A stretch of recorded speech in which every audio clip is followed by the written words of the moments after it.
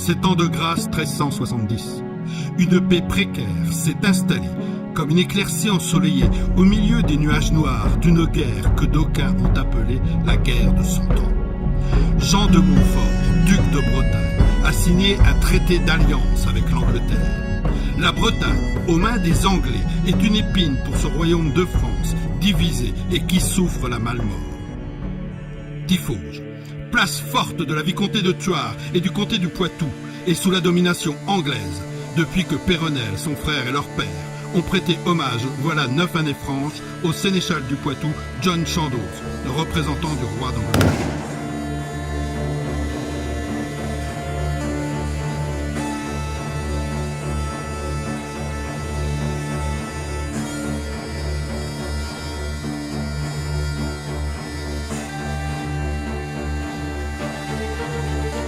Les grands de France veulent reconquérir la Bretagne et les braises de la guerre brûlent.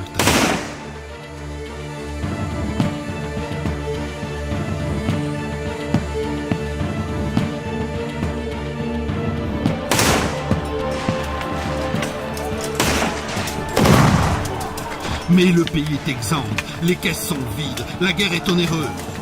Outre la solde des mercenaires, tant d'hommes réquisitionnés sous les armes, c'est autant de bras en moins pour cultiver la terre et remplir les greniers de blé et de céréales.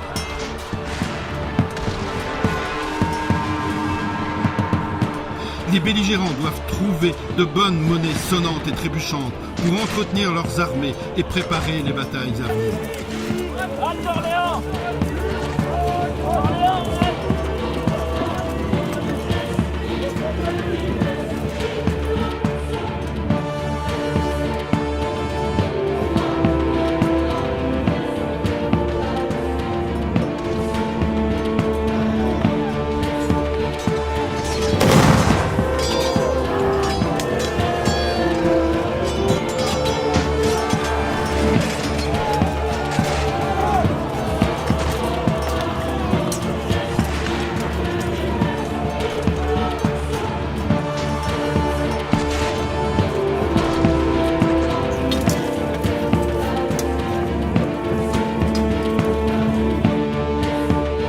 Édouard III, roi d'Angleterre, a fait de considérables gains territoriaux.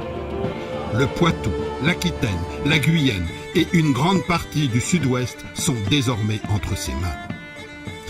Tiffauges est aussi à la croisée de la Bretagne, du Poitou et de l'Anjou. Cette pauvre Anjou, qui malgré les termes du traité de Guérande et du traité de Brétigny, subit les chevauchées des capitaines anglais. Villes et campagnes souffrent des rapines et pillages des grandes compagnies. Le duc d'Anjou doit aussi préserver les villes et territoires établis le long de la Loire qui lui permettent de contrôler le trafic fluvial. Messieurs, armes levées! Buvons un coup, buvons en deux, à la santé des amoureux, à la santé du roi de France, et mère pour le roi d'Angleterre, qui nous a déclaré la guerre. Lorraine! Lorraine! Lorraine! Lorraine!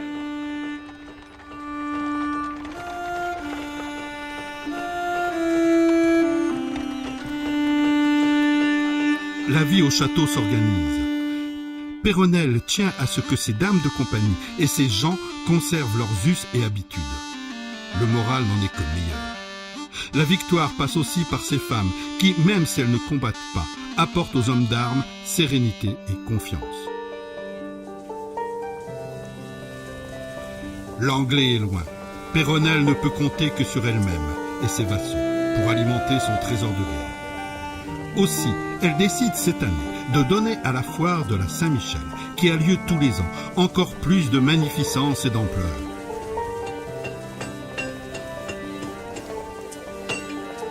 Quoi de plus rentable qu'une foire où se retrouvent commerçants, artisans et chalands, qu'une foire où le seigneur du château percevra droits d'octroi, taxes et impôts afférés.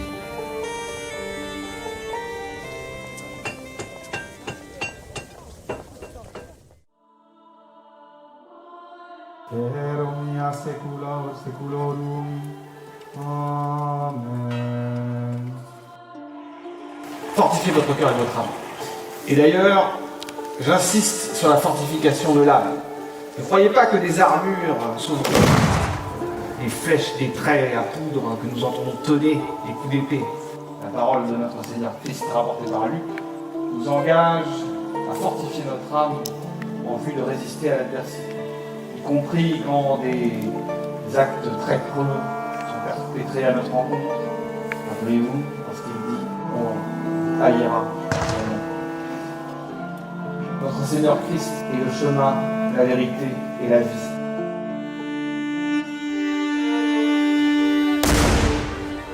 Tavernes et auberges accueillent voyageurs et artisans. Vin, cidre et bière coulent à flot. La chair est bonne et abondante. Le château résonne des sons de la musique et des chants. Des voix des commerçants et chalands marchandant les fournitures exposées.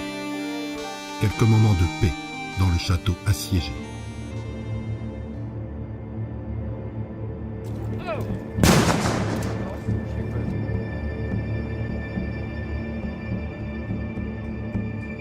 Voilà de quoi largement courroucer le duc d'Anjou. Il est grandement temps que Tiphos retourne dans le giron du royaume de France.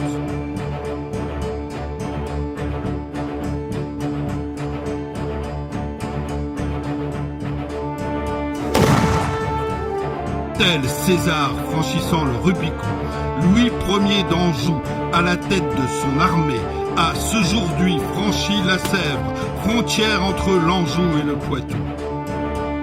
Alea iacta est, le sort en est jeté, et il est bien décidé à reconquérir cette terre.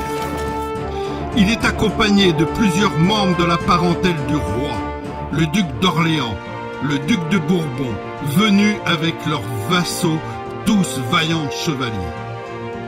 Piquet, Vougier, archers, mercenaires des Flandres et d'Italie renforcent l'ost du Cap.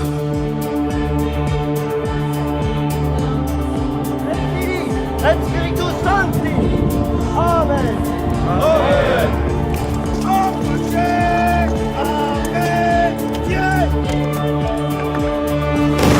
Dieu miséricordieux, pour la sauvegarde des gens de ce château, faites que la vicomtesse de Thouars entende raison et nous remette les clés de la forteresse.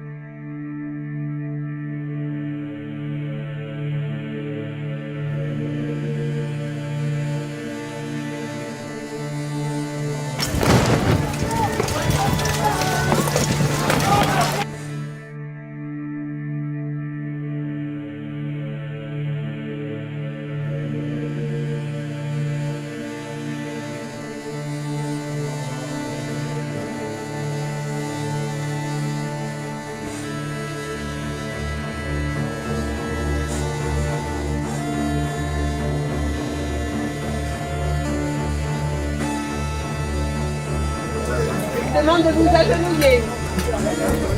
Père,